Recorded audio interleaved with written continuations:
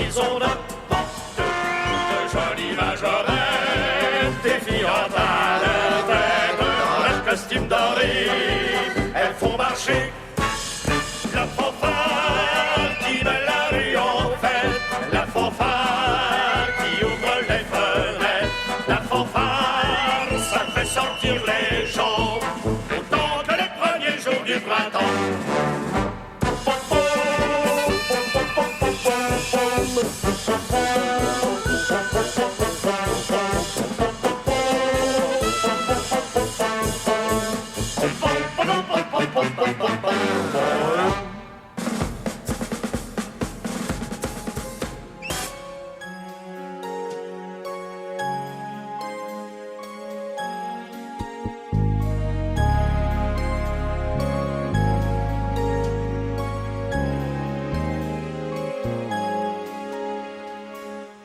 Attablez-vous, voici du vin et du soleil.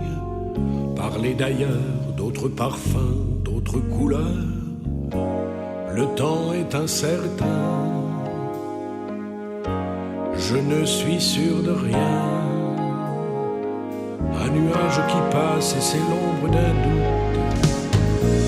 On voudrait en finir avec la solitude, avec le mal de vivre et les couteaux rentrés. Je traque dans les mots des espaces possibles, toujours au fond du cœur, rougeoie ce rouge-gorge.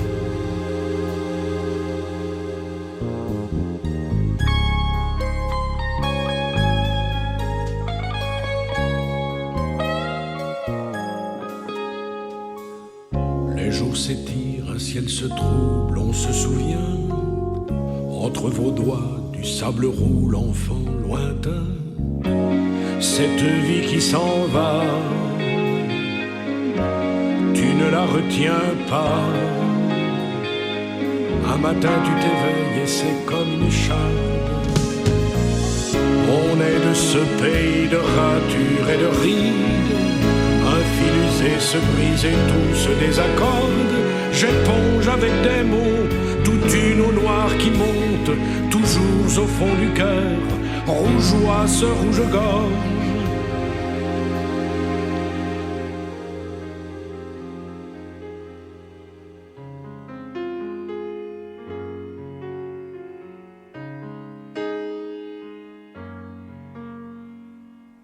Le temps se tait, verrou tiré sur l'avenir, la mort plantée comme une dent dans ce silence. Un mégot se consume,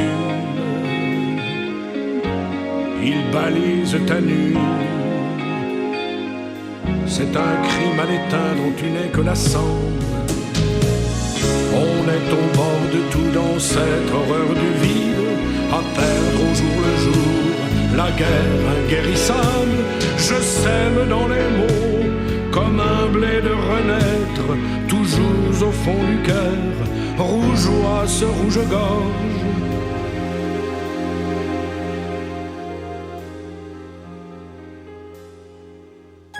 Attablez-vous, voici du vin et du soleil.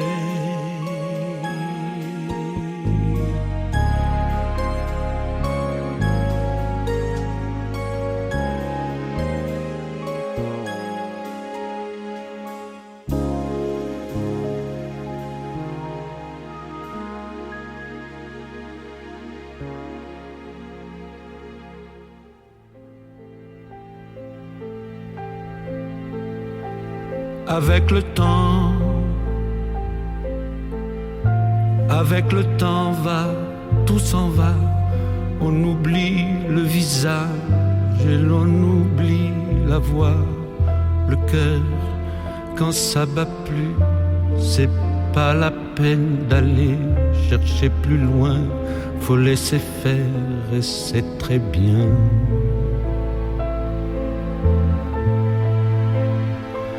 Avec le temps va, tout s'en va.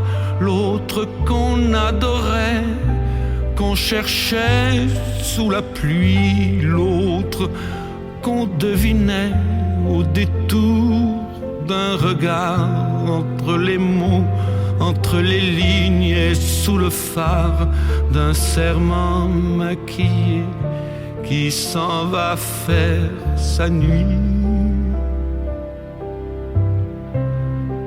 avec le temps.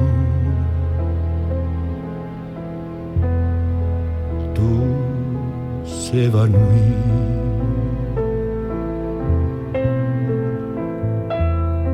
Avec le temps, avec le temps va, tout s'en va, même les plus chouettes souvenirs s'atteignent de ces gueules à la galerie farfouille dans les rayons de la mort le samedi soir quand la tendresse s'en va toute seule.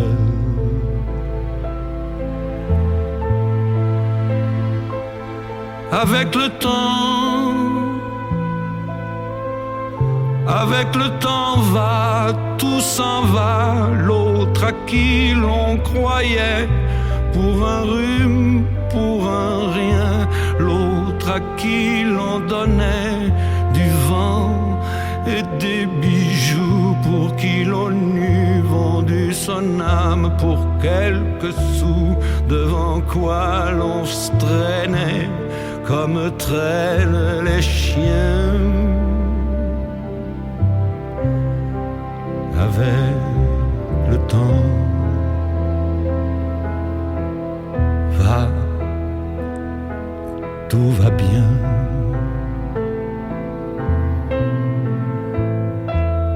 Avec le temps va, tout s'en va.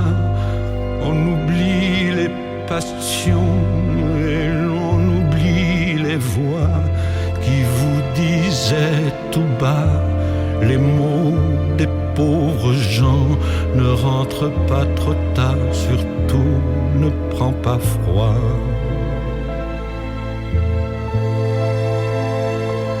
Avec le temps va, tout s'en va, et l'on se sent blanchi comme un cheval fourbu. The Sharif don't like it. Rock the Casbah, Sharif don't like it. Rock the Casbah, and over at the temple, oh, they really pack 'em in. The in crowd say it's cool to dig this chanting thing. But as the wind changed direction, the temple band took 5. The crowd caught a whiff of the crazy Casbah chime. Sharif don't like it. Rock the Casbah, Sharif don't like it. Lounge the Casbah, the Bedouin that brought out the electric camel drum. The local guitar picker got his guitar pick and thumb. As soon as the Sharif had cleared the square, as soon as the Sharif was shoving out of there, the jet pilot tuned to the cockpit radio blare. As soon as the Sharif was out of their hair, they began to wail. Sharif don't like it. Rock the Casbah, Sharif don't like it. Rock the Casbah, he thinks it's not kosher. Rock the Casbah, R-O-C-K Casbah. Rock the Casbah.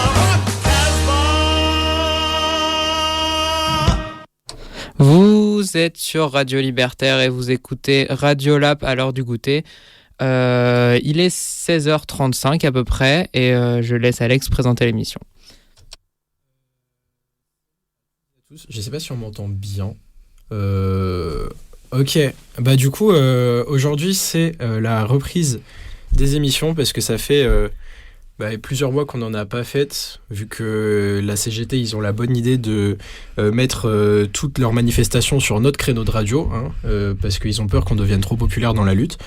Du coup aujourd'hui on arrive avec un nouveau format qu'on va vous présenter plusieurs fois dans les prochaines semaines et les prochains mois a priori. Aujourd'hui on a avec nous Sacha de l'association antifasciste 7-7 et voilà, du coup pendant 1h30 on va faire un petit une petite présentation de ce qu'est l'AFA 77, leur lutte et leur terrain de lutte. Voilà, donc je te laisse te présenter. Donc, salut à toutes et à tous.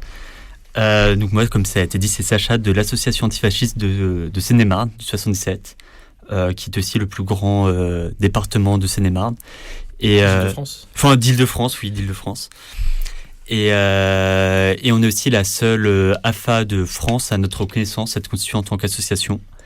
Et on a fait ça pour diverses raisons, que ce soit des raisons légalistes et aussi dans une vision de la banalisation de l'antifascisme et d'assumer notre position antifasciste auprès des populations locales et surtout de l'administration afin de faciliter le dépôt de manifestations ou ce genre de choses.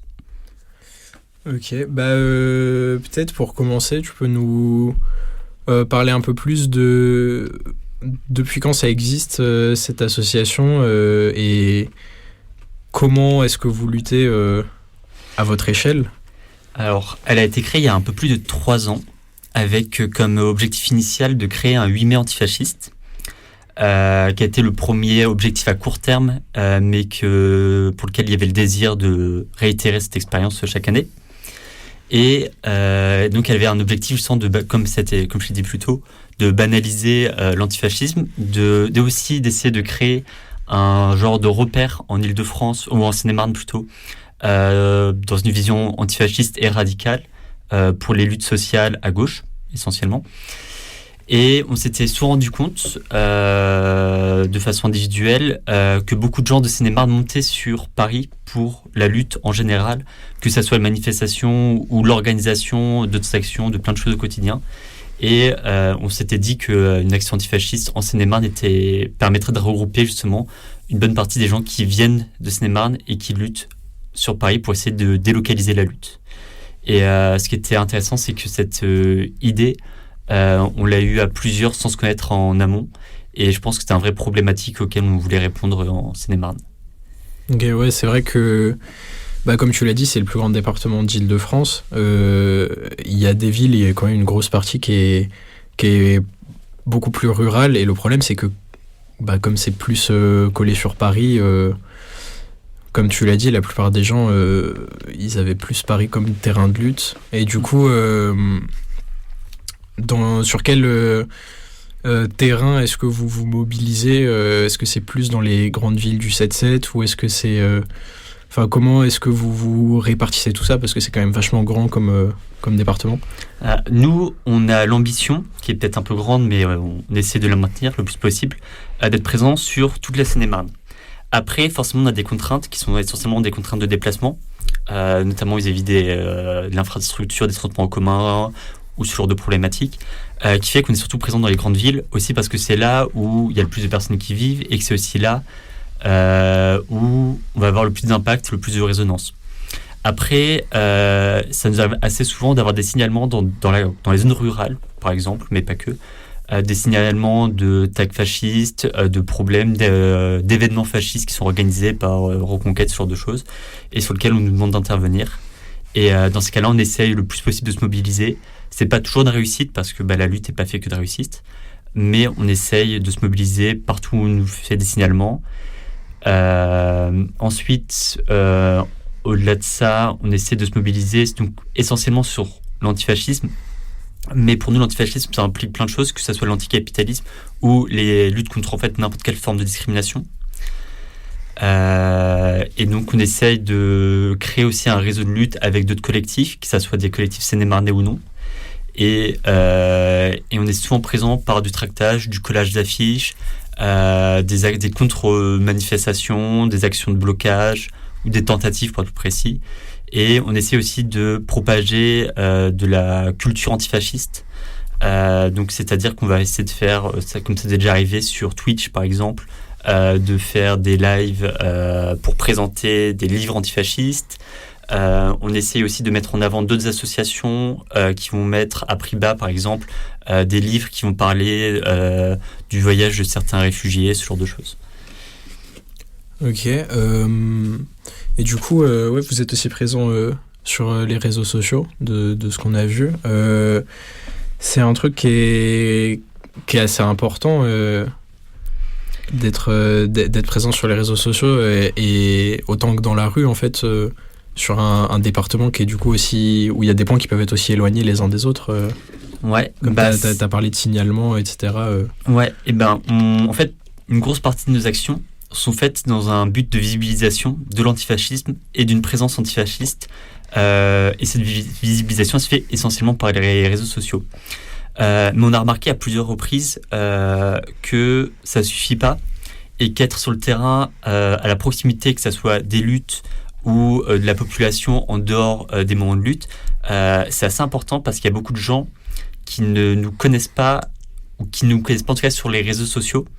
Et pour reprendre une expérience qui nous était arrivée, on était intervenu lié à un problème lié à des tags fascistes, et il y a beaucoup d'étudiants, de personnes qui nous ont vus intervenir et qui ont pensé qu'on était de notre action antifasciste.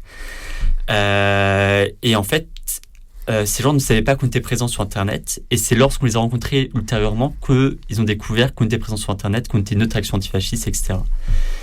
Et voilà, je crois que j'ai à peu près répondu à ta question, si je ne dis pas de bêtises. Ouais.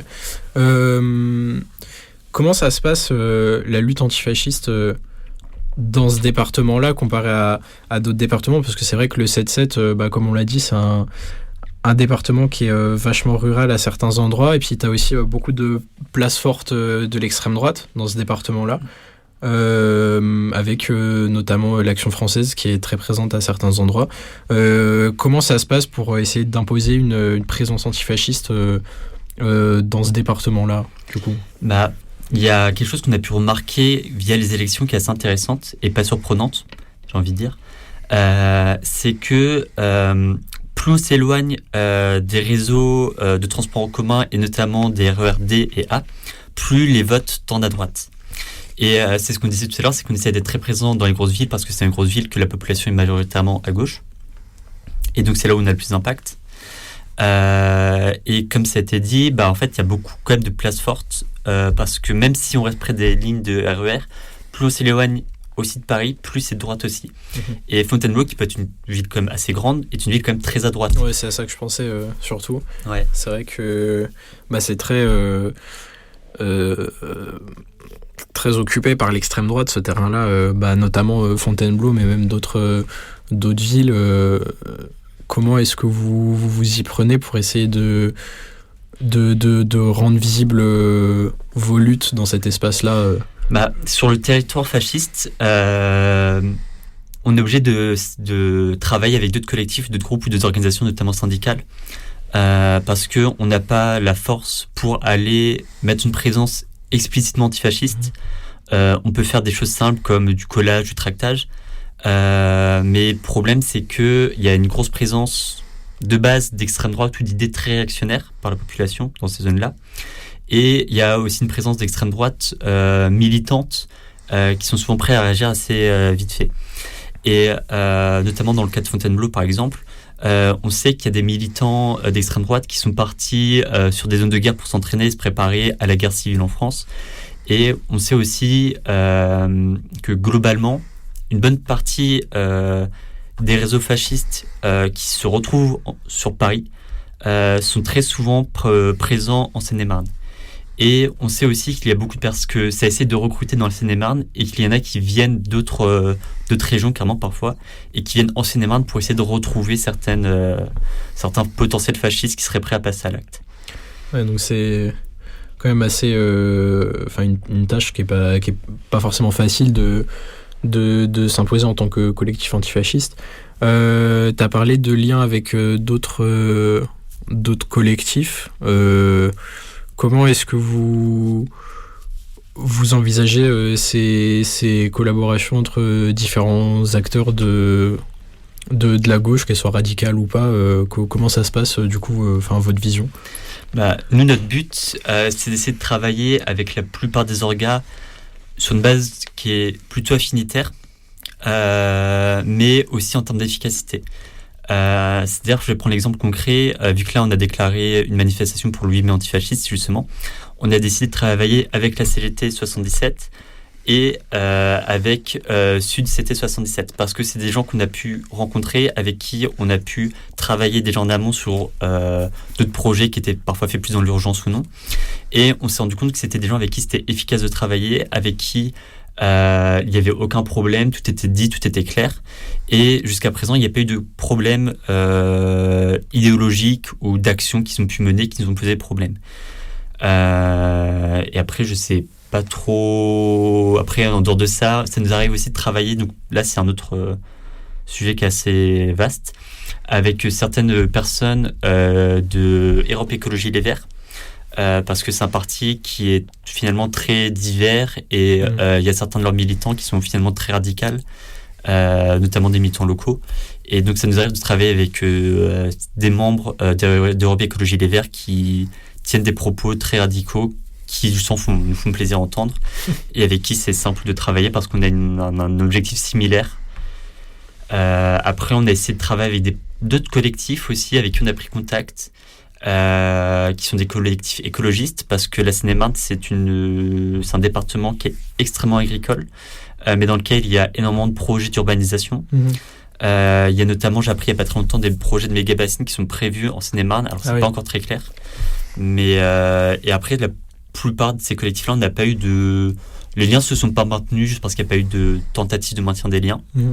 Mais on sait que ces différents collectifs sont prêts à se mêler ensemble, entre guillemets, pour des actions communes s'il y a besoin. Imaginons qu'il y a des méga-bassines en Seine-et-Marne. Ouais, c'est l'exemple que j'allais prendre. Imaginons qu'il y a des projets de méga-bassines, comme on a pu voir récemment à Sainte-Soline, et qu'il y a des grosses mobilisations. On imagine que vous vous mobiliserez sur ce terrain-là aussi, avec les collectifs locaux. Ça va de pair avec le sujet que je voulais aborder après, mais du coup on a vu que vous étiez quand même de temps en temps sur Paris, pas que en Seine-et-Marne, notamment pour des manifs et aussi pour des événements qui vont être par exemple des concerts ou ce genre de choses. Et du coup ça fait lien un petit peu avec comment une partie de votre champ de mobilisation, c'est-à-dire être présent à des événements, être présent à des concerts, tenir des tables. Du coup, ça fait partie aussi de comment vous financez votre association. Qu'est-ce que tu peux nous dire du coup sur les liens entre vous et des collectifs qui peuvent être pas de Seine-et-Marne, des collectifs parisiens ou votre présence ailleurs qu'en Seine-et-Marne? Ouais. Je pense, et à mon avis c'est partagé par les restes des membres, qu'il y a besoin de créer un réseau de solidarité, et ce réseau de solidarité ne doit pas se limiter à un secteur local. Donc ça, je pense, c'est la première réponse sur le fait de pourquoi aller sur Paris et pourquoi rencontrer d'autres collectifs, d'autres militants. Et je pense aussi que même si notre but initial, c'est de délocaliser la lutte de Paris, Paris n'est pas, la plupart des grosses villes ne sont pas évitables. C'est compliqué de décentraliser complètement, quoi. Ouais, c'est ça.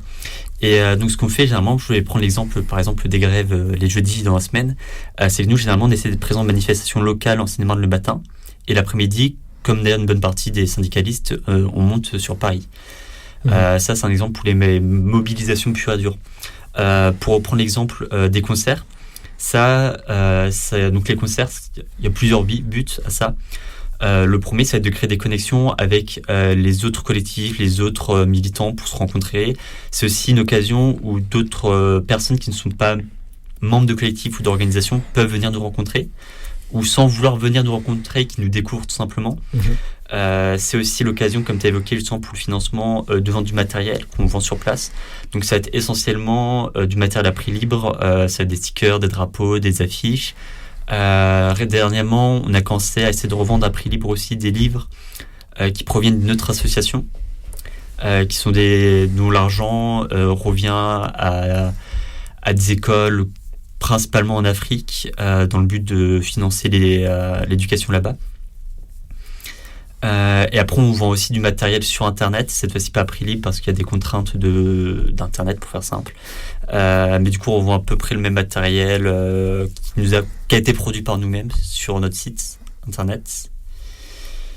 Et après, pour le reste, je dirais que les concerts, c'est la lutte doit aussi avoir des moments de festivité, parce que sinon, on se met vite à déprimer, on a besoin de se décontracter, de faire la fête, de s'amuser, etc., dans des conditions comme un minimum cadrées. Et souvent, ces concerts, c'est aussi des concerts en solidarité, c'est-à-dire nous, on se fait de l'argent, mais le concert, il va être aussi la plupart du temps à prix libre, ce qui fait que l'argent destiné au concert va permettre de soutenir des personnes pour différentes raisons. Et donc, je pense que c'est aussi important d'être là, parce que même si c'est pas sûr qu'on puisse faire venir beaucoup de monde, petit à petit, on va dire, un petit collectif, plus un petit collectif, plus un petit collectif, ça meute quand même beaucoup de monde, ce qui permet de ramener pas mal d'argent. Ok, ouais, t'as assez bien répondu à ma question, je pense. Ouais, c'est vrai que c'est assez important du coup d'avoir des liens dans une scène qui est alternative et qui est du coup propice à se mobiliser dans les luttes de gauche. Et du coup, on en a parlé un petit peu, tu l'as déjà évoqué, les mobilisations du 8 mai. Est-ce que tu peux nous dire un petit peu en quoi ça consiste ? Et après, on évoquera celle de cette année qui est bientôt, mais peut-être d'abord nous faire un petit topo de en quoi ça consiste, etc. Ouais. Je pense que globalement, la plupart des personnes, au moins à gauche, ont conscience qu'aujourd'hui, le 8 mai, c'est une date qui a surtout été reprise en tant que symbole un peu nationaliste, chauvin. On va surtout y voir une glorification de la nation, de l'État, ce genre de choses. Alors qu'à la base, c'est une victoire contre le fascisme, contre le nazisme, etc. Et on pense en fait, il faut rappeler que c'était ça à l'origine, le 8 mai. Qu'il faut continuer de lutter contre ça. Et qu'on ne doit pas laisser d'espace, le moindre d'espace, pour que un risque fasciste, imaginons que ce soit simplement un petit risque, puisse émerger. Et il faut continuer de combattre contre n'importe quelle loi, qu'elle soit raciste, qu'elle soit homophobe, qu'elle soit, peu importe les lois qui sont discriminantes ou qui mènent à un état fasciste. On pense qu'il faut les combattre. En ce moment, il y a plein de problèmes évidemment, mais il y a la loi Darmanin qui est censée arriver.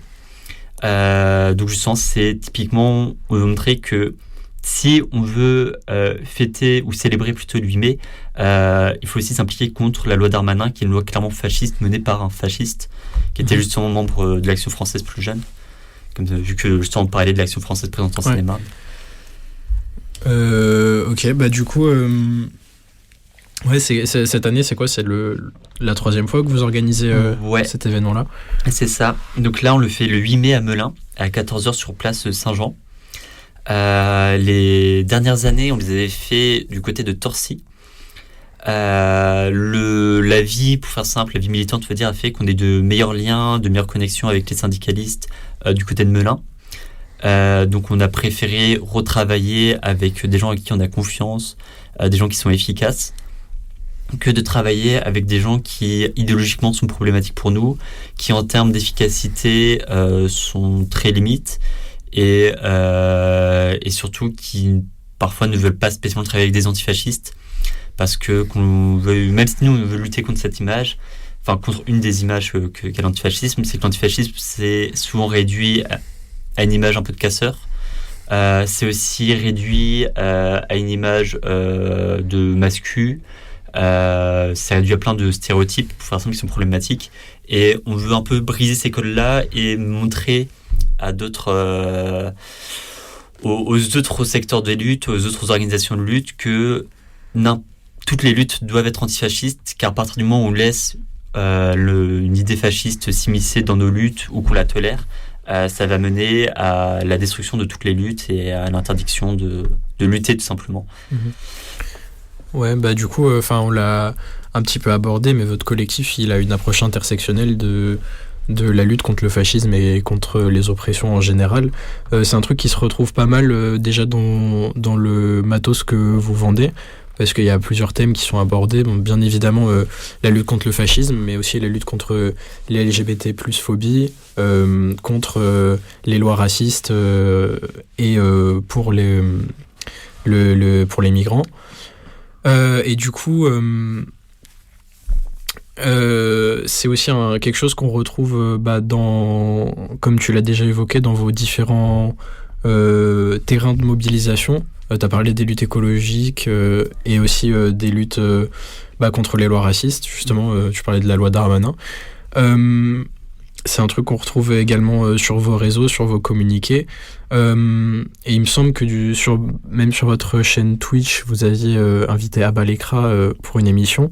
J'ai l'impression quand même que c'est un de vos gros domaines de lutte, la lutte contre les centres de rétention, contre les lois racistes. Et là même, le 8 mai du coup prochain, vous allez vous mobiliser contre la loi Darmanin. Pourquoi comment ça a fait que vous vous mobilisez sur ce terrain-là particulièrement, en plus du reste des luttes qu'on a évoquées déjà? Je pense que l'antifascisme, ça implique évidemment de mener une lutte contre les lois racistes et contre les projets racistes. Et malheureusement, on est dans une époque où le racisme tend à se banaliser. On est dans une époque où le fascisme, même de mon point de vue en tout cas, progresse. Et donc, il faut savoir que dans le 7-7, il y a un projet d'extension de CRA au Ménil-Amelot. Les CRA, si vous ne savez pas, c'est Centre de rétention administrative. Voilà, c'est des prisons pour personnes sans papier. Et c'est des prisons pour des personnes comme ça, des sans-papiers, en sachant que de base, les personnes sans papier sont beaucoup moins considérées, n'ont pas les mêmes droits, sont invisibilisées. Ce qui signifie que de base, on sait que dans les prisons classiques, il y a de la violence, il y a énormément de problèmes, mais il faut s'imaginer que dans ces CRA-là, les problèmes sont décuplés. Faut savoir qu'on peut y enfermer des enfants, des mineurs, parce que, on va en reparler d'ailleurs dans le projet de loi Darmanin, mais les mineurs sont pas forcément reconnus comme tels à cause de tests, des fameux tests osseux qui sont des tests pseudo-scientifiques qui datent de très très longtemps, j'ai envie de dire presque 100 ans maintenant. Et il y a énormément de CRA qui sont prévus en construction. Il y a aussi les LRA qui sont sensiblement pareils. Alors j'ai oublié ce que ça signifie, c'est les... Non, c'est plus, c'est pas grave. Bref, et c'est des prisons dans lesquelles on enferme des personnes sans papier, mais on les enferme pas parce que c'est des personnes qui ont commis des crimes, simplement des personnes qui peuvent être sous OQTF et qui peuvent être interpellées. Et comment on se retrouve sous OQTF ? Et si on est sans papier, qu'on se fait contrôler, on a quasiment automatiquement un OQTF. Et donc si on se refait contrôler après avoir reçu cet OQTF, on est envoyé dans un CRA, et une fois dans un CRA, on est censé être expulsé au bout de 3 mois. Les expulsions ne sont pas systématiquement faites parce qu'il y a entre guillemets des problèmes pour envoyer les personnes là où elles sont censées habiter, ce genre de choses. Donc généralement, on les refait sortir du CRA au bout de 3 mois, mais elles ont toujours cette OQTF. Ce qui fait que ces personnes peuvent toujours retourner dans un CRA plus tard. Il y a aussi, à cause de la pandémie du Covid, le problème qui était les tests PCR, qui était du coup pas vraiment un problème dans ce cas-là, que ça servait d'outil pour résister. Mais il y a pendant les confinements, il y a énormément de personnes, des CRA, qui se sont retrouvées en prison parce qu'elles ont refusé le test PCR, car le test PCR était obligatoire pour embarquer en avion. Et une fois en prison, une fois qu'elles sont sorties de prison, elles retournaient dans le CRA. Une fois dans le CRA, elles retournaient dans le prison, et ça pouvait durer pour certaines personnes pendant 2 ans. Ouais, donc c'est des institutions qui participent au harcèlement systématique des personnes sans papier. T'as parlé des LRA, du coup c'est lieux de rétention administrative. C'est comme des CRA, mais temporaires a priori. Pour les personnes qui suivent un peu l'actualité, c'est beaucoup utilisé depuis quelques jours dans le cadre de l'opération Wuambushu à Mayotte. Donc qui est à peu près dans la même veine, c'est-à-dire que Mayotte étant un département d'outre-mer qui est situé proche des Comores et qui a même été volé à la France par les Comores, Non, qui a été volé aux Comores par la France, pardon. Il y a beaucoup de migrants comoriens et du coup, il y a une grosse opération menée par Darmanin avec des centaines de gendarmes, des CRS, des militaires, notamment la CRS 8, qui est les super CRS de Darmanin. Et qui est du coup une grosse opération anti-immigration et de harcèlement constant des personnes sans papier. Et du coup, oui, ils créent des lieux de rétention administratif pour pouvoir expulser le plus de sans-papiers possible. Donc c'est quelque chose qui est plus que jamais d'actualité, on peut le dire. On a parlé un petit peu de la loi Darmanin tout à l'heure. Est-ce que tu peux nous résumer un petit peu en quoi elle consiste cette loi et pourquoi est-ce que vous vous mobilisez contre ? Ouais, alors il faut savoir que actuellement la loi Darmanin, elle n'est pas clairement déposée. Il y a pas mal de débats en interne, notamment à cause du conflit actuel sur la réforme de la retraite, qui fait qu'ils veulent éviter de recréer des problèmes, donc ils veulent faire un peu retarder cette loi-là. Mais globalement, c'est dans la loi, dans les choses qui sont prévues, plus ou moins actées ou presque actées, le fait de retirer le droit du soin, donc c'est le nom technique, c'est l'AME, c'est l'aide médicale, et j'oublie ce que signifie le E. Mais en gros, c'était le fait que n'importe quelle personne sans papier, ou n'importe quelle personne universellement, puisse se faire soigner. Le fait de retirer ce droit, qui est un droit universel en fait, aux personnes médical d'État, je crois. Ouais, ça doit être ça. Il me semble. Le fait de retirer ce droit aux personnes sans papier, il faut savoir que c'était un projet qui était dans le programme de Zemmour et de Marine Le Pen. Donc voilà, ça c'est une première image de ce qu'on voit qui permet de comprendre vers quoi on se dirige. Donc il y a ce problème-là, il y a le renforcement des tests osseux qui permet de savoir si oui ou non une personne est réellement majeure ou non. En théorie. Hein. Oui, en théorie. Ouais. Mais ce que j'allais dire justement est que, alors je ne connais pas tout le procédé scientifique parce que c'est pas mon domaine. Mais il faut savoir que ce test osseux, il a été inventé il y a environ une centaine d'années, si je dis pas de bêtises. Et que ça permet, c'est un test qui en plus de base était raciste scientifiquement, qui avait des biais racistes qu'on a conservé aujourd'hui et qui est censé déterminer l'âge d'une personne, ou en tout cas l'âge d'une personne. Donc il y a ça qui est censé être renforcé. Alors pareil, je vais oublier les noms techniques, mais il y a le regroupement familial qui va être très très restreint, voire interdit. Ce qui permettait en fait aux des personnes sans papier de faire venir leur famille une fois qu'ils avaient leur papier, une fois qu'ils étaient résidents français. Il y a aussi, alors j'ai oublié un des éléments, parce que donc, en plus de ça, forcément, il y a l'augmentation de la construction des CRA, il y a la facilitation des expulsions. Ah oui, c'était ça l'un des piliers, on va dire, de la loi Darmanin. Actuellement, c'était le projet d'obtention des papiers conditionnés au recrutement dans des secteurs en tension. Et donc, exactement, ce serait pour obtenir un titre de séjour. Ce qui fait que des personnes sans papier, pour obtenir un titre de séjour, donc résider temporairement en France, à condition de travailler dans des secteurs sous tension qu'on leur aurait imposé. Le problème, il est que c'est un titre de séjour qui serait valable 1 an.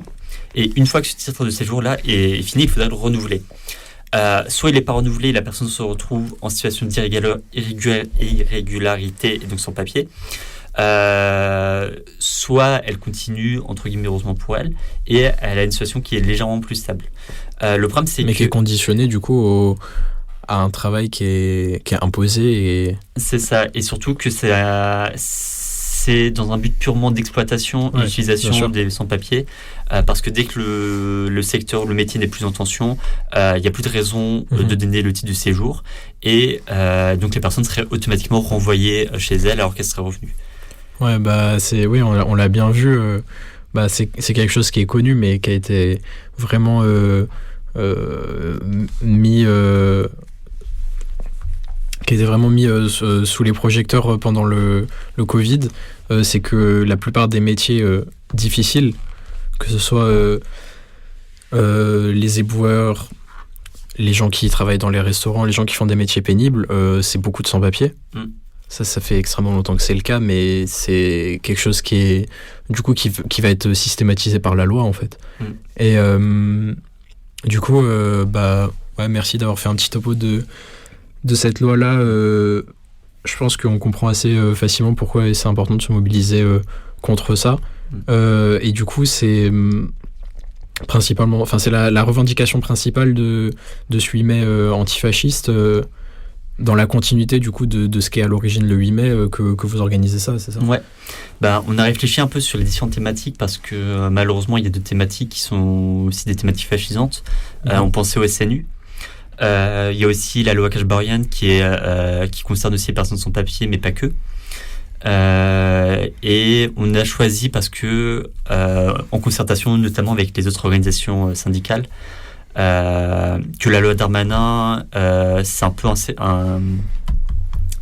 va dire il va y avoir de la mobilisation autour de la loi Darmanin et que les organisations syndicales souhaiteraient justement en lancer une en Seine-et-Marne et que le 8 mai antifasciste serait l'occasion de démarrer cette mobilisation dans toute la Seine-et-Marne. Okay. Là où justement ça fait plaisir parce que c'est un peu comme une victoire de notre côté, une réussite dans notre objectif de radicalisation, c'est que ils y réfléchissent en interne, mais ils n'avaient pas vraiment le projet, ou ils n'avaient pas la motivation, la détermination de passer à la concrétisation de la mobilisation. Et c'est un peu notre présence et le fait de les avoir contactés, leur avoir dit venez, on organise ça contre cette loi-là, qui a mené à se mobiliser sur cette thématique-là. Donc on le co-organise uniquement avec la CGT et Sud-CT, mais d'autres syndicats seront présents au 8 mai, et d'autres syndicats du coup veulent prendre part à la mobilisation contre la loi Darmanin. En sachant que la loi Darmanin, il y avait déjà eu une tentative dans le passé ou des choses similaires, et qu'il n'y avait eu aucune mobilisation des syndicats en Seine-et-Marne. Donc c'est vrai que même au niveau national, il y a peu de mobilisation sur ces terrains-là. Surtout en ce moment, comme l'espace politique il est saturé par la lutte contre la réforme des retraites et plus globalement la lutte contre le gouvernement, il n'y a plus beaucoup de place pour les luttes pour l'immigration et contre ces lois-là. Et c'est même quelque chose qu'on remarquait avant, en fait.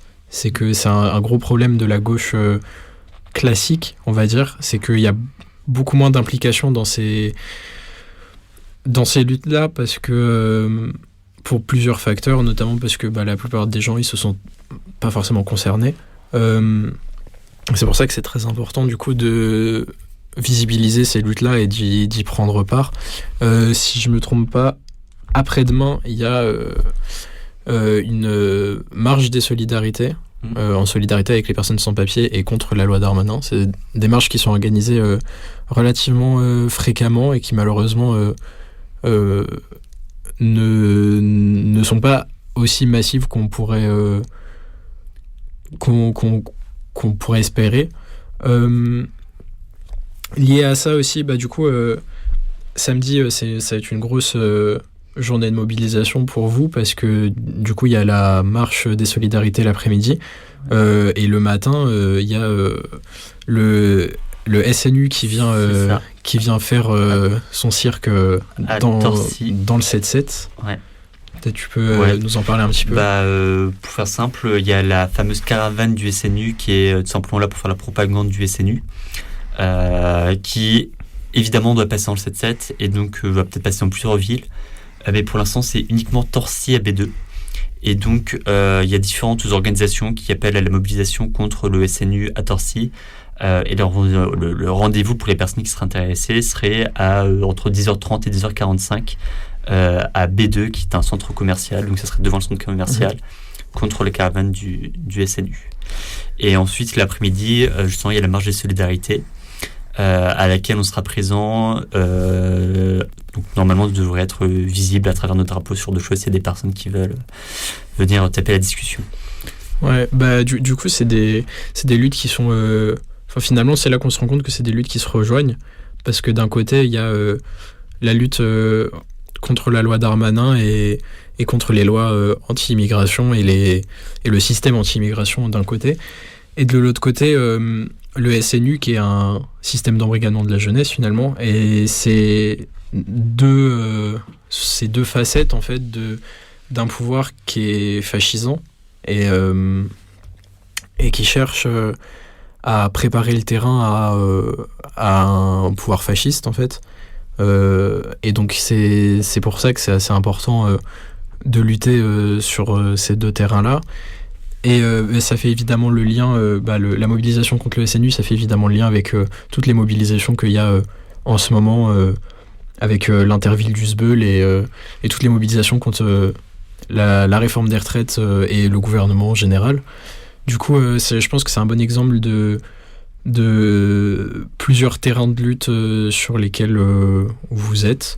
Voilà, on a parlé un petit peu de la lutte contre les LGBT-phobies tout à l'heure, des luttes écolo. Ouais. Voilà. Vu qu'on a une approche vraiment intersectionnelle, c'est-à-dire que c'est pas seulement dans c'est forcément dans nos actions que ça se traduit, mais on pense vraiment que toutes les problématiques sont liées, d'où le concept d'intersection, et que on est obligé de se mobiliser sur toutes les luttes. Après, pour des histoires d'énergie, tactique, etc., c'est totalement légitime que certaines organisations, certains collectifs ne luttent que sur une seule question. Mais je pense que le jour où on arrivera à ce que tout le monde se mobilise sur tout, je pense que ce sera un peu le jour où on aura gagné.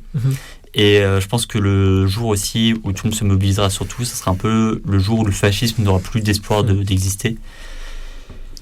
C'est vrai que c'est assez... Enfin, c'est un porteur d'espoir, on va dire.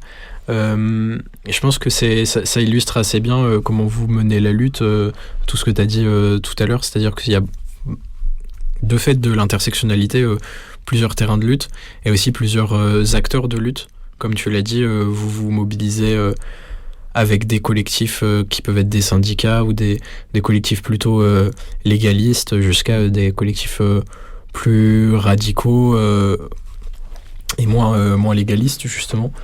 Comment est-ce que vous gérez cette approche-là, un peu ces deux côtés finalement du grand parapluie qu'est la gauche? Ouais. Où est-ce que vous vous positionnez là-dessus en tant qu'association? Nous, notre objectif, c'est aussi un de nos objectifs, c'est d'être une sorte de passerelle au sein de la gauche. Pas une passerelle sur laquelle on marche, pas une passerelle qu'on piétine, quoi. Mais on veut créer du lien entre au sein de la gauche, en Seine-et-Marne essentiellement, et dans un but aussi de pousser les collectifs ou les organisations qui sont pas trop à gauche, ou plutôt centristes ou libéraux, ouais. Et plutôt SOSDEM. Plutôt SOSDEM, plutôt social-démocrate, et du coup de les pousser vers la gauche plus radicale. Donc c'est un peu notre... je sais pas si ça répond bien à ta question. Ouais. Ok, du coup, je sais pas trop quels aspects tu veux aborder vis-à-vis de l'association. Après, vis-à-vis de l'association, je pense qu'une chose qui est intéressante qu'on avait réussi à mettre en place, parce que j'ai beaucoup dit au départ qu'on voulait banaliser, vulgariser l'antifascisme, qu'on voulait le rendre plus accessible, plus populaire en fait. On a commencé à travailler avec des maisons des associations. Non, des maisons de la jeunesse et de la citoyenneté, mais c'est des maisons d'associations. Les MJC, ouais. C'est ça, les MJC. Et qu'en fait ça s'est notamment rendu plus facilement accessible parce qu'on a le statut d'association. Et donc à travers ça on a pu organiser des projections de documentaires, courts-métrages, ce genre de choses sur des thématiques, donc par exemple la lutte kurde, et après on a d'autres projets de prévus. Et ce qui est intéressant, c'est que c'est des moments, des lieux où le public n'est pas du tout le même que dans des publics de concerts de soutien, dans lequel les publics les concerts va surtout y avoir un public très à gauche, très d'extrême gauche même, alors que dans des MJC, il va y avoir un public beaucoup plus SOSDEM, voire peut-être même des gens de droite, je sais pas, c'est pas improbable. Peu politisé en tout cas. Ouais, ça peut politiser et qui viennent pour découvrir quelque chose, pour en apprendre plus sur un sujet. Et puis on peut surprendre ces gens-là parce qu'on va exposer quelque chose de plus à gauche ou les exposer à des sujets auxquels ils n'étaient pas du tout conscientisés. Et ça fait partie des actions qu'on veut mener, qu'on veut répéter pour banaliser l'antifascisme. Ouais, je sais pas si vous en avez organisé d'autres, mais on a vu du coup que vous aviez co-organisé un événement à la MJC de Logne, sur l'histoire du Kurdistan et les luttes kurdes. C'est ça. Est-ce que tu peux nous... Ça, on l'avait co-organisé avec l'association des travailleurs immigrés de Turquie. Et donc avec forcément la MJC de Logne. Donc là, ce qu'on avait organisé, c'était tout simplement une projection d'un documentaire qui parlait de la lutte, plus des conditions de vie en quelque sorte des Kurdes en Turquie. Et qui parlait un peu de leur culture, de leur histoire aussi, beaucoup de leur histoire, parce qu'après il y a eu un moment un peu conférence. Et à la fin, pour les plus gourmands, il y avait un buffet. Un buffet qui était assez sympa, qui était juste donc forcément un buffet kurde, qui était préparé par des chefs kurdes. Et donc tout ça, c'était à prix libre. Donc c'est inclus forcément le fait que ce soit gratuit. Et dedans, il y avait, ce qui était intéressant, c'est qu'il y avait justement un public qui était très large, qui était un public pas du tout militant. Il y a des personnes qui pouvaient avoir des problèmes avec la thématique. Il y avait la thématique donc kurde qui avait été exposée, et finalement ça a permis de créer des liens entre ces gens-là et une remise en question de la vision des Kurdes comme un peuple terroriste entre guillemets. Donc il y a ça qui est organisé. Après on essaye aussi de faire d'autres choses. Donc là, on voudrait essayer pour les prochaines fois, essayer de créer une soirée similaire avec buffet. Bon, pour le thème du buffet, je ne sais pas ce que ça sera. Mais pour le thème de la soirée, ça serait sur les LGBTQ-phobie. Okay. Donc ça, c'est à voir en discutant. Il y a plein d'idées, parce qu'après, il faut aussi voir avec la MJC quand est-ce qu'elle peut, est-ce qu'elle est d'accord avec les sujets. C'est comme eux qui restent les personnes qui vont décider au final. Les patrons. En quelque sorte. Ouais, c'est un peu un bon exemple d'ouverture un petit peu et de popularisation de l'antifascisme, ce que tu évoquais tout à l'heure. Et puis c'est vrai que c'est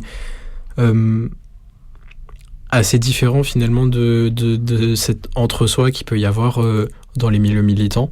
Donc moi je pense à ce niveau-là, c'est assez intéressant comme initiative, surtout que ça permet de partager de la culture militante, comme on l'a déjà évoqué, dans un département qui n'est pas vraiment axé là-dessus en général.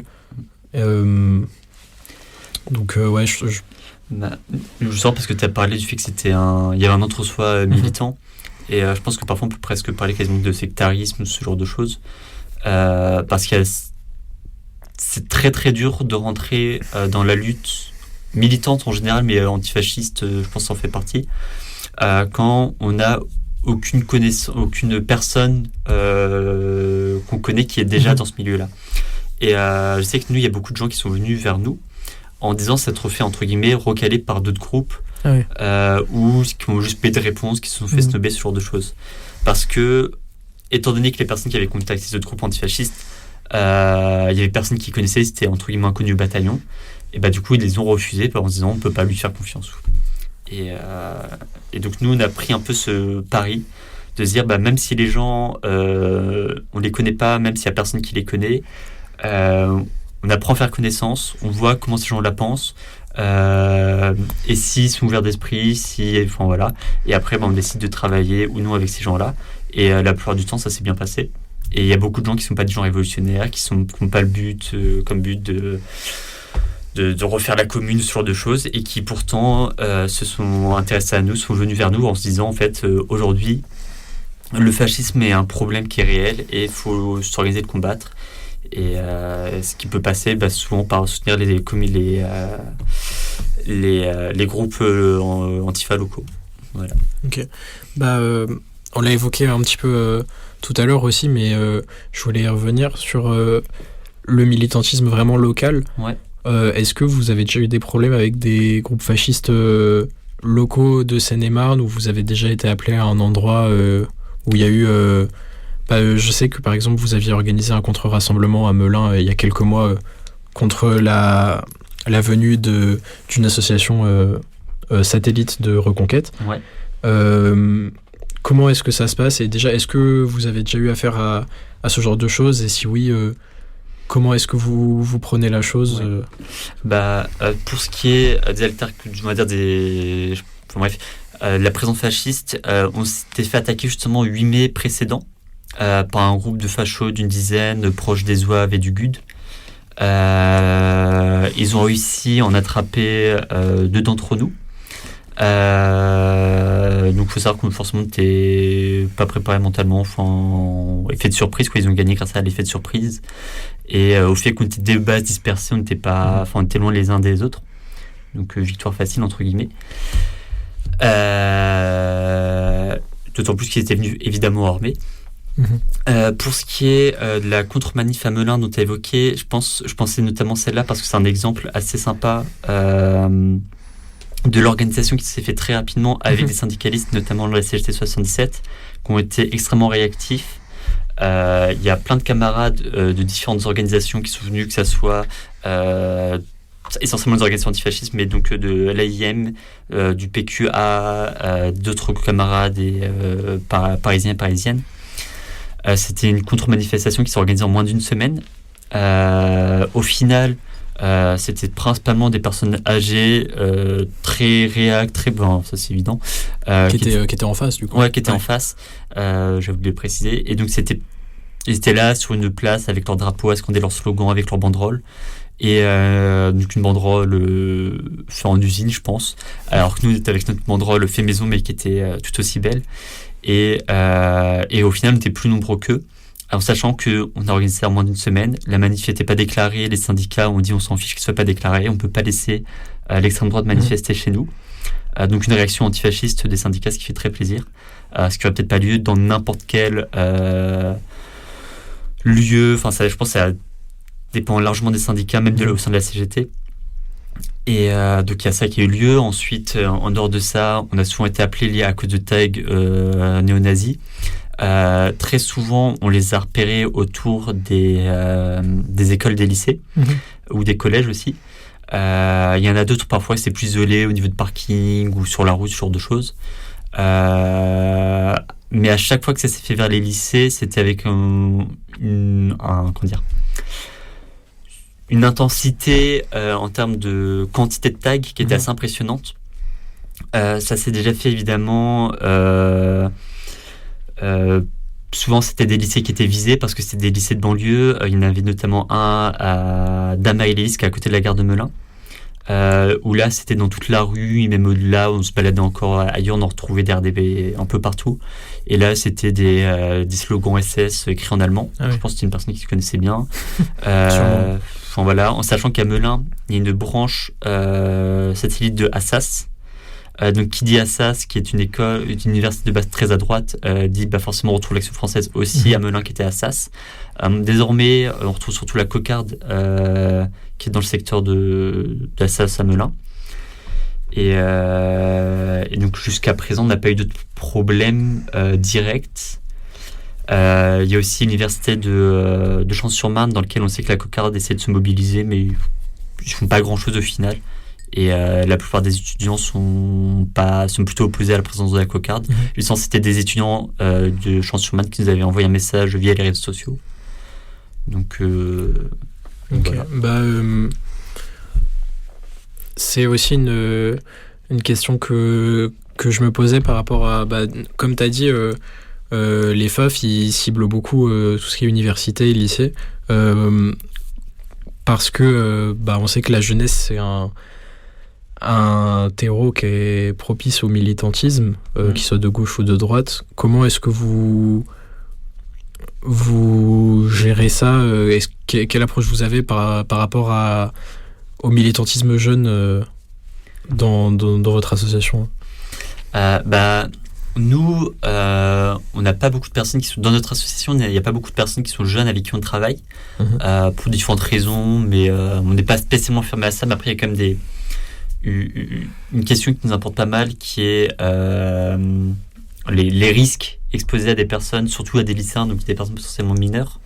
Il y a cette question-là. Il y a aussi la question qu'on n'a pas envie, entre guillemets, d'embrigader des jeunes, mais on a quand même envie de leur apporter une vision antifasciste, de leur montrer que devant leur lycée, quand il y a des tags qui est écrit tuer, pour faire simple, il y avait des tags tuer les Algériens, tuer les LGBT, on a envie d'être présent pour dire que non, il y a des gens qui sont présents pour répondre à ça. Et derrière, on a envie de leur transmettre le message de organisez-vous, prenez part à la lutte et de façon autonome ou non, mobilisez-vous sur ces sujets pour vous défendre vous-même en fait. Et mais après, quand je dis vous-même, ça peut passer par le fait de rejoindre d'autres organisations comme la FAS 77, par exemple, ouais, et de se mobiliser ensemble parce que la solidarité, le fait d'être plus nombreux, c'est quand même nécessaire, je pense, pour lutter contre ce genre de problème. Ok. Et justement, en rapport à ça, typiquement, quand vous menez des actions où on vous a signalé des choses, ou quand vous organisez des rassemblements où vous êtes présent pour des collages, comment sont les réactions type des gens? J'imagine que ça diffère aussi en fonction des villes où vous menez vos actions, mais c'est quoi à peu près l'accueil que vous avez en tant qu'organisation antifasciste, et plus ou moins seule organisation vraiment antifasciste de Seine-et-Marne? Comme tu l'as dit, en fait, ça dépend vraiment des secteurs et même des quartiers dans les villes, ce qui est assez intéressant, parce qu'il y a des villes dans lesquelles on a déjà collé fait différentes choses contre l'extrême droite. Il y avait des gens qui passaient à pied en nous disant super, bravo les gars, etc. Il y a des gens qui nous klaxonnaient en nous faisant des mains pour nous dire bravo, etc. Et dans la même ville, un peu plus loin, peut y avoir un vieux qui vient nous dire l'islamo-gauchisme et le wokisme, qu'est-ce que vous en pensez? Donc ça va vraiment différents quartiers. Après, si on prend Fontainebleau, par exemple, là on sait que les affiches elles sont très vite arrachées. Ça va être la réaction diamétralement opposée d'applaudissements, donc ça va plus être des injures, ce genre de choses. Ouais. Donc c'est le genre de réaction qu'on a. Je prends l'exemple d'un lycée devant lequel on était intervenu. Donc en tout, je crois qu'il y a eu en un an, je crois qu'il y a 2 ou 3 lycées qui sont refait taguer par des tags fascistes. Voire peut-être même un peu plus. Après, il y a peut-être des signalements qu'on n'a pas reçus justement. Mais les lycéens généralement étaient très contents. Je pense qu'il y en avait certains qui ne comprenaient pas, d'autres qui étaient dans la surprise, qui ne savaient pas comment gérer, etc. T'en as qui nous ont pris en vidéo, toutes ces choses assez marrantes. Et ce qui est intéressant, c'est que on sait que, tout à l'heure, je parlais du fait de prendre le relais, de se défendre. On sait qu'il y a certains lycéens qui sont repassés par-dessus des tags qu'on avait ratés et qui sont repassés dessus avec leurs moyens. Mais ça fait toujours plaisir de voir que les lycéens en fait se mobilisent sur ces questions-là. Après, on voit qu'il y a beaucoup de questions, de questions entre guillemets de pédagogie, de sensibilisation, je sais pas comment dire, à faire, parce que ça c'était une anecdote qui m'avait marqué, c'est qu'il y avait énormément de tags racistes et homophobes. Et alors qu'on avait collé des affiches justement du PQA, qui sont des affiches sur lesquelles il y a clairement écrit contre le racisme, mais aussi contre les luttes LGBTQ-phobie, et ben on sait que des lycéens ou des collégiens peut-être ont arraché des affiches pour écrire au stylo bic, donc évidemment des collégiens ou des lycéens. L'extrême droite vous emmerde, on suppose ayant associé, s'être associé plutôt à l'extrême droite parce que étant LGBTQ-phobe. Oui, c'est vrai que c'est des, comme tu l'as dit, c'est des luttes qui sont un peu plus marginales. Et qui peuvent être considérés comme moins prioritaires. Tu as parlé un peu du PQA, on a vu que c'était un lien depuis quelques années entre vos 2 orgas. Vous organisez des collages en commun, vous tenez des tables à des concerts en commun. Comment s'est fait cette connexion peut-être tu peux nous en parler un peu plus, sans rentrer dans les détails. Mais... Alors, c'est un peu compliqué parce qu'il faut savoir que le PQA, c'est pas un groupe qui existe vraiment, pour la blague. Non, plus sérieusement, en fait, ça s'est fait principalement de façon affinitaire avec des membres qui étaient présents à la fondation de l'AFA 67. Ça s'est fait de façon affinitaire, ça s'est fait par secteur géographique parce que ça aide toujours. Après, Paris, c'est proche de tout, entre guillemets, donc forcément la question géographique, ça règle le problème. Et après, ça s'est fait... je pense, par des rencontres sur des lieux de lutte, manifestations, concerts, je suppose. Enfin voilà. Ok. Ouais, on a vu du coup que ça vous est arrivé dans ce cadre de collaboration interorga d'aller organiser des collages ailleurs que dans le 77. Alors c'est déjà arrivé. Après là, de tête, je pourrais pas citer les endroits. Parce que voilà, je les ai pas en tête. Mais oui, c'est déjà arrivé de refaire des collages ailleurs. Parce que comme on a dit, même si on essaie de délocaliser de Paris, on bouge quand même parfois dans Paris. Parfois on va être présent dans les départements adjacents parce que n'empêche que les RER, par exemple la D ou la A, ils passent pas que dans la Seine-et-Marne. Et donc que ça soit avec le PQA ou d'autres organisations, on essaie de collaborer avec les syndicats, on essaie de soutenir les syndicats, on fait tourner les caisses de grève des syndicats pendant les manifestations. Donc en échange de stickers, de ce que vous voulez en fait à prix libre, et l'argent est reversé aux caisses de grève. Donc on essaie vraiment de soutenir aussi les autres syndicats, notamment les autres organisations en général, dont les syndicats. Et je crois que voilà. Ouais, c'est quelque chose qu'on a pu voir aussi sur vos différents réseaux, cette solidarité interorga. Notamment, tu as évoqué les caisses de grève pendant les manifs. Donc c'est les manifs parisiennes, on a vu du coup que vous aviez des caisses de grève pour des syndicats en échange de stickers ou de sucettes par exemple. Ouais. Et c'est je trouve un bel exemple de solidarité interorga et de travail interorga. Je pense qu'on l'a déjà beaucoup évoqué, que vous travaillez beaucoup avec d'autres organisations, qu'elles soient locales ou un peu plus centralisées sur Paris. Est-ce que c'est aussi lié au fait que vous êtes une petite, entre guillemets, association, et que du coup c'est plus pratique de collaborer avec d'autres organisations, ou bien peut-être que c'est aussi par idéologie en fait, des points qui se rapprochent entre organisations. J'imagine que c'est un peu des deux, mais peut-être que tu peux nous expliciter un petit peu. C'est exactement ça, c'est un peu des deux. Alors, dans un premier temps, on n'a pas la force, juste en tant qu'assos, de s'opposer dans toute la Seine-et-Marne au fascisme, à l'extrême droite. Typiquement, la contre-manifestation à Melun, on n'aurait pas pu l'organiser sans la CGT. Enfin, on aurait pu l'organiser, mais on n'aurait pas été aussi nombreux sans la CGT. On n'aurait pas été aussi nombreux avec d'autres orgas.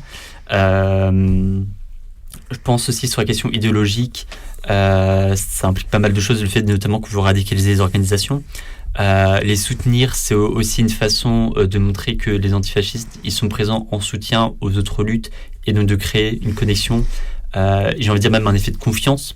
C'est-à-dire que les organisations savent qu'ils peuvent nous faire confiance parce qu'on est là pour les aider s'il y a besoin. Après, ce qui est intéressant, c'est que la réciprocité existe. Et pour l'instant, jusqu'à présent, elle a toujours existé quand on a aidé des organes ou des retours quand on a les besoins.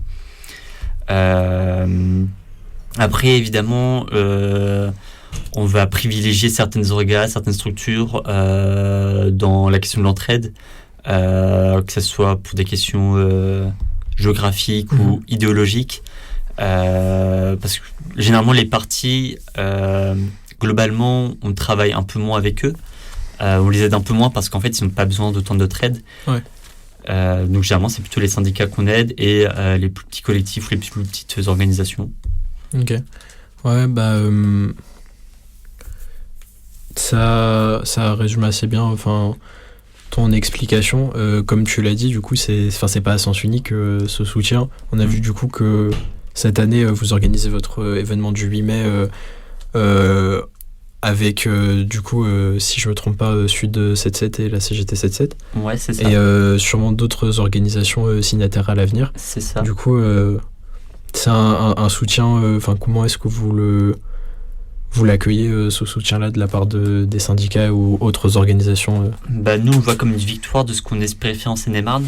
C'est-à-dire une radicalisation, entre guillemets, des différents groupes, des différents collectifs, mais aussi une implication de la question antifasciste. Donc, comme tu as dit, dans les organisateurs, il y a la CGT solidaire. Mais dans les signataires, on va aussi retrouver la FSU, il y a sans surprise le DAL, il y a d'autres collectifs plus petits, il y a des associations comme Turbulence.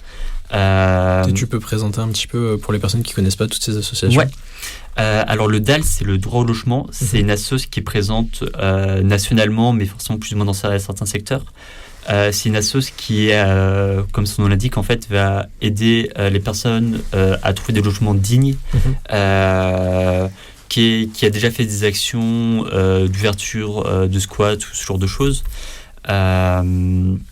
Et c'est une association qui est extrêmement mobilisée sur la loi Darmanin, par exemple, ou la loi Kachbarian aussi, qui est une loi contre le logement globalement, mais sinon qui s'appelle qui est une loi anti-squat.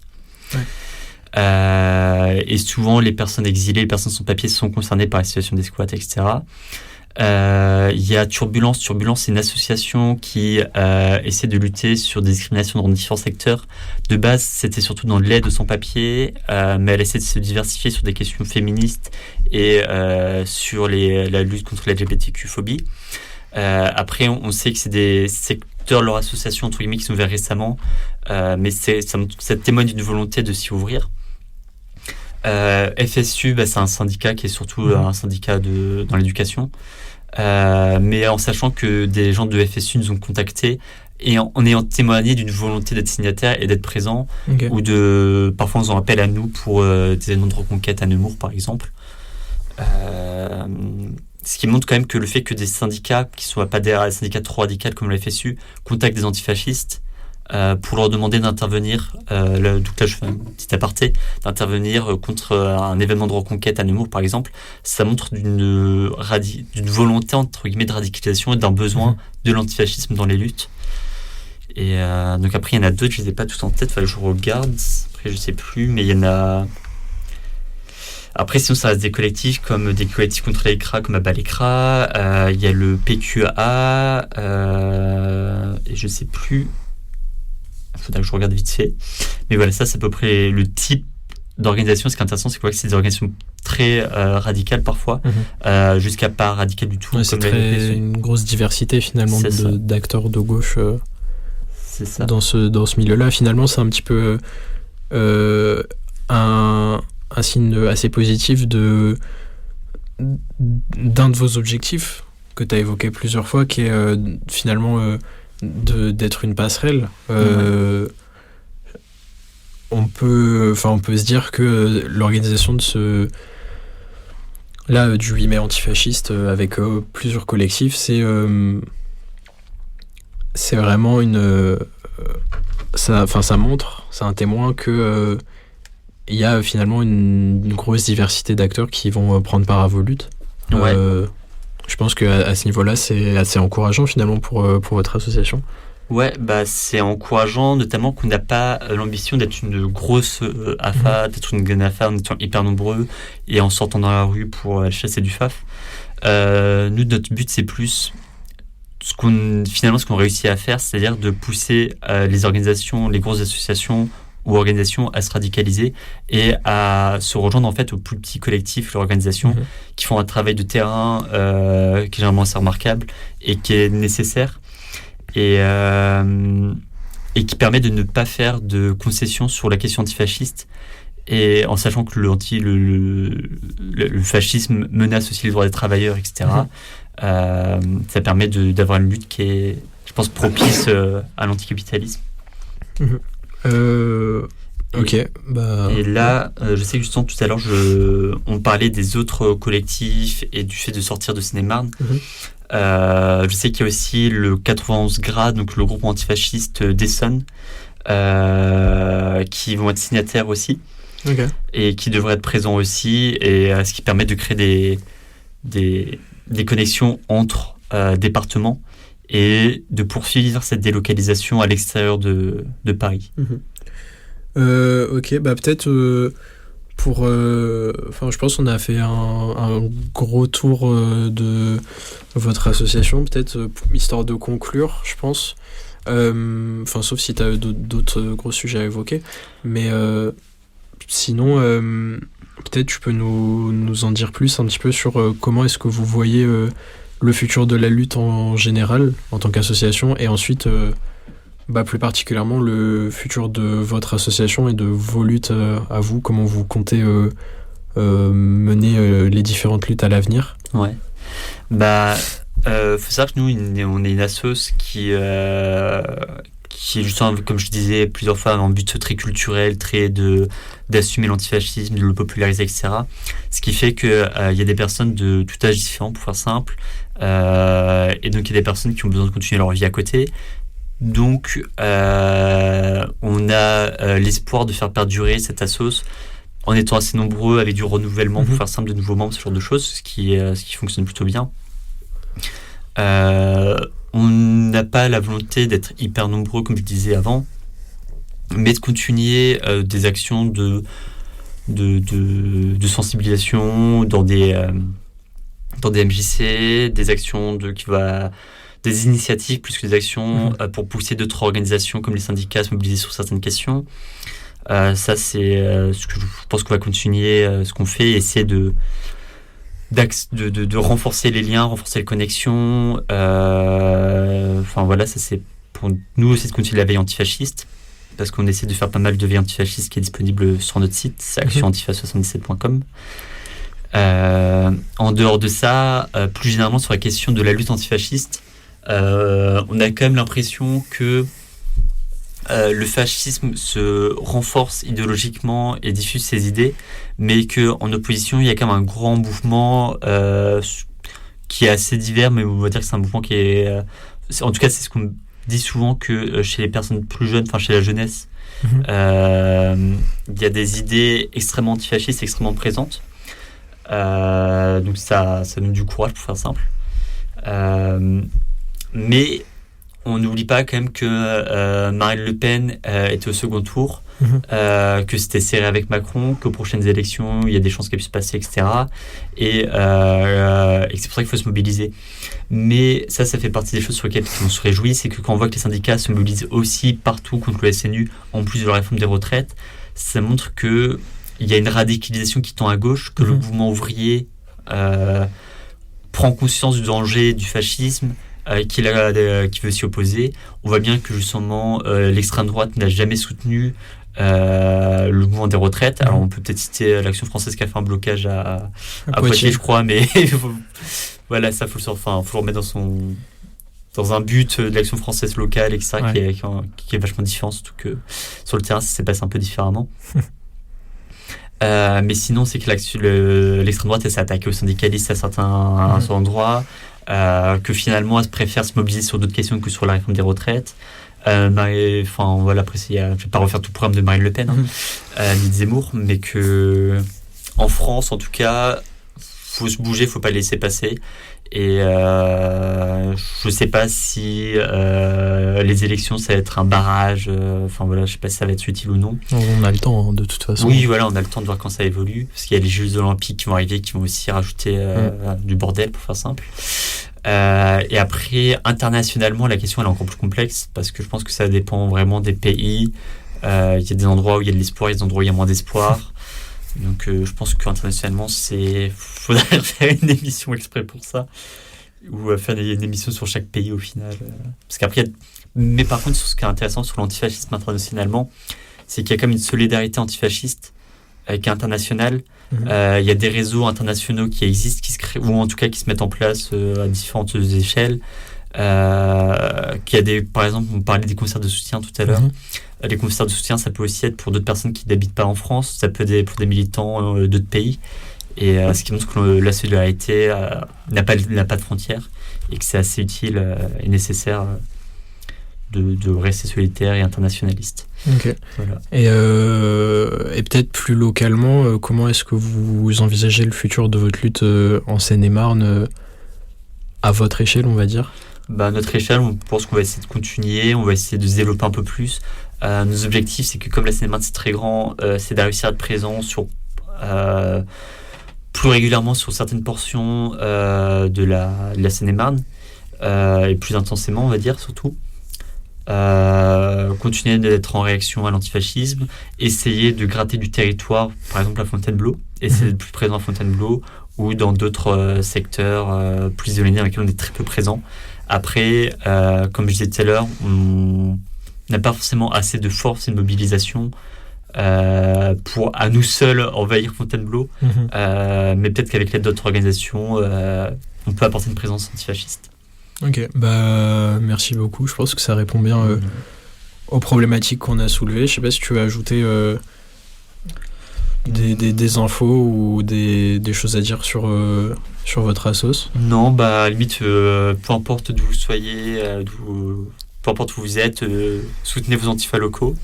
N'hésitez pas à soutenir les syndicalistes contre la réforme des retraites, à vous mobiliser contre la réforme, contre la loi Darmanin, je veux dire, contre la loi Kachbarien dont on n'a pas trop parlé, mais ce sera peut-être pour une autre fois. Et organisez-vous. Voilà. Ok, merci beaucoup. Je pense que pour les 15 minutes qui nous restent, on va vous diffuser un peu de musique. Et puis, merci à toi d'avoir répondu présent pour représenter ton association. À l'avenir, pour nos prochains créneaux, on essaiera de vous représenter ce format-là avec d'autres associations, d'autres organisations. Écoutez, il nous reste 15 minutes d'émission sur Radiolab.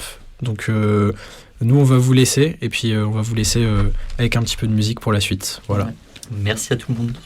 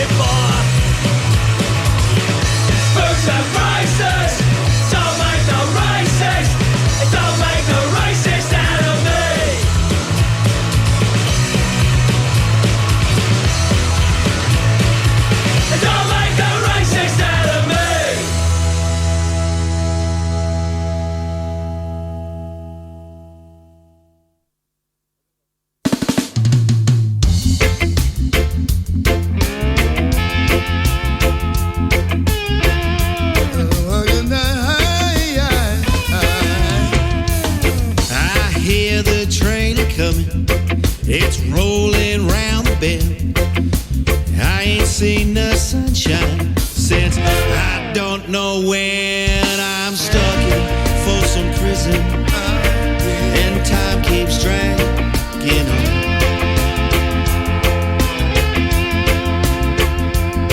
But that train keeps rolling on down to San Antonio.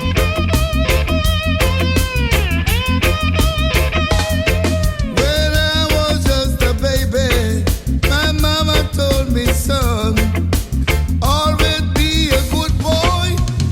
Don't ever play with guns. I shot a man in Reno just to walk him down.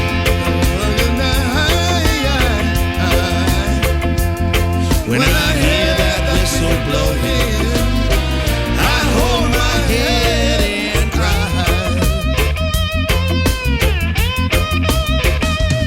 Well, if they freed me from this prison, if that railroad train was mine, I bet I'd move it over a little farther down the line, far from Folsom Prison.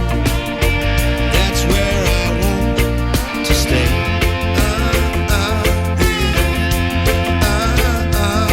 And I'd let that lonesome whistle blow my blues all away. Yeah, yeah.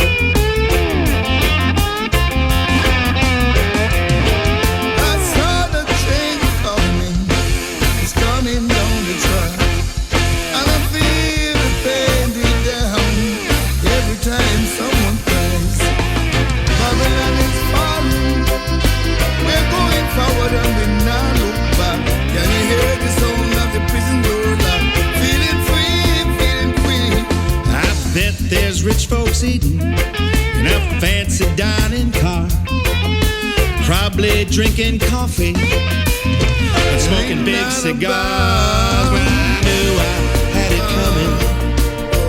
I know I can't be free.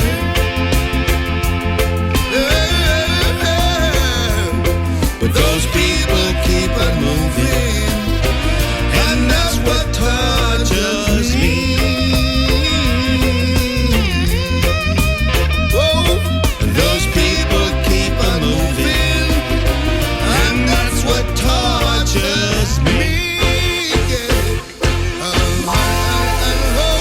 For 46.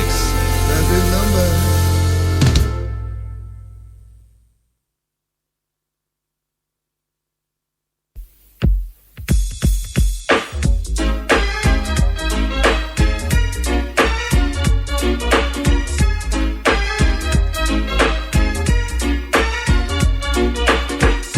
She doesn't want me around. She's got something to hide. I think she wants a clown, someone to take for a ride. But I keep telling her I'm too experienced to be taking for a stroll, too experienced for someone to rock and roll. I'm too experienced to be taking for a ride, and I know it's not my foolish bride. She hates the sight of me because I turned her off or down. She's always saying we were meant to be. Somehow she thought I'd be her clown. But this is what I said, I'm too experienced to be taking for a stroll, too experienced for someone to rock and roll. I'm too experienced to be taking for a ride, and I know it's not my foolish pride.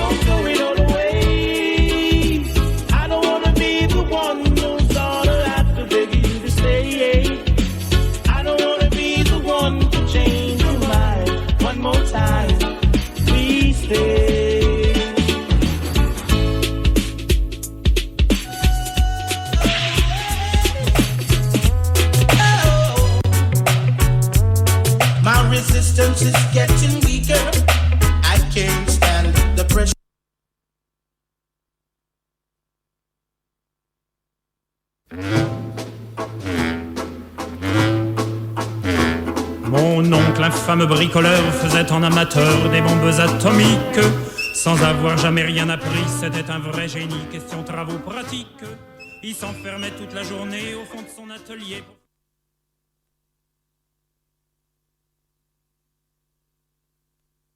Bonsoir à toutes les auditrices et auditeurs de Civipasem. Nous allons écouter une émission avec Bernard Bessa qui nous a enregistré, qui nous a envoyé. Donc j'espère que vous appréciez comme d'habitude, bien sûr, parce que le travail de Bernard Bessa auprès de l'UNPCIS est formidable.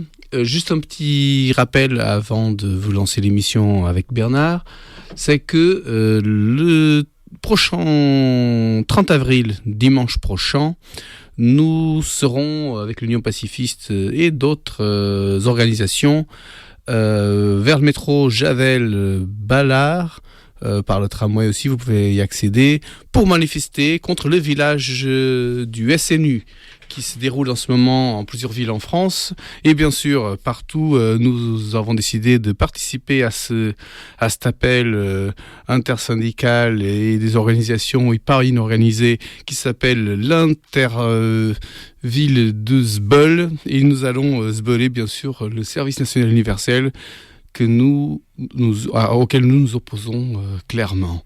Voilà, pour que la jeunesse ne marche pas au pas, pour que le service militaire ne revienne plus, que la conscription ne soit plus obligatoire et qu'on ne vienne pas faire de la marche arrière, nous appelons tous les pacifistes et non pacifistes qui s'y opposent au SNU à venir manifester dimanche prochain, 30 avril. Ça commencera dès 10h du matin aux stations de métro, au tramway Ballard.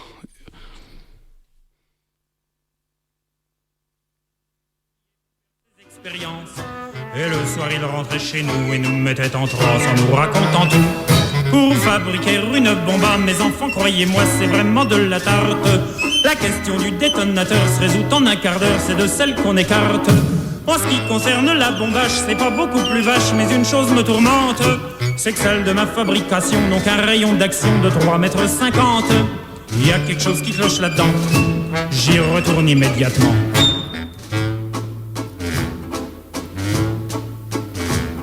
Il a bossé pendant des jours, tâchant avec amour d'améliorer le modèle. Quand il déjeunait avec nous, il dévorait d'un coup sa soupe au vermicelle. On voyait à son air féroce qu'il tombait sur un os, mais on n'osait rien dire. Et puis un soir pendant le repas, v'là tonton qui soupire et qui s'écrie comme ça: à mesure que je deviens vieux, je m'en aperçois mieux, j'ai le cerveau qui flanche. Soyons sérieux, disons le mot, c'est même plus un cerveau, c'est comme de la sauce blanche. Voilà des mois et des années que j'essaye d'augmenter la portée de ma bombe, et je ne me suis pas rendu compte que la seule chose qui compte, c'est l'endroit où ce qu'elle tombe. Il y a quelque chose qui cloche là-dedans, j'y retourne immédiatement.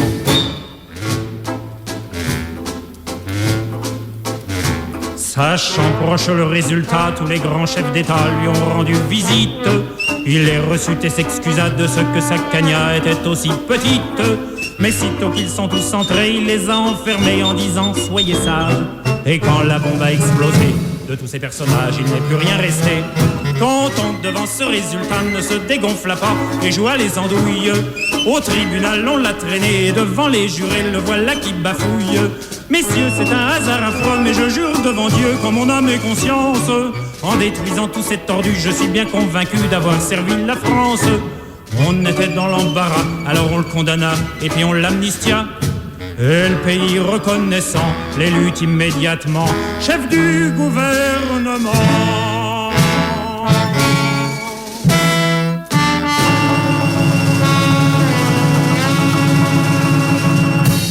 Bonjour à toutes les auditrices et tous les auditeurs de Civis Pacem, l'émission de l'Union pacifiste sur Radio Libertaire. Nous sommes aujourd'hui en compagnie d'Annick Moreau et de Maurice Monté pour parler de deux organisations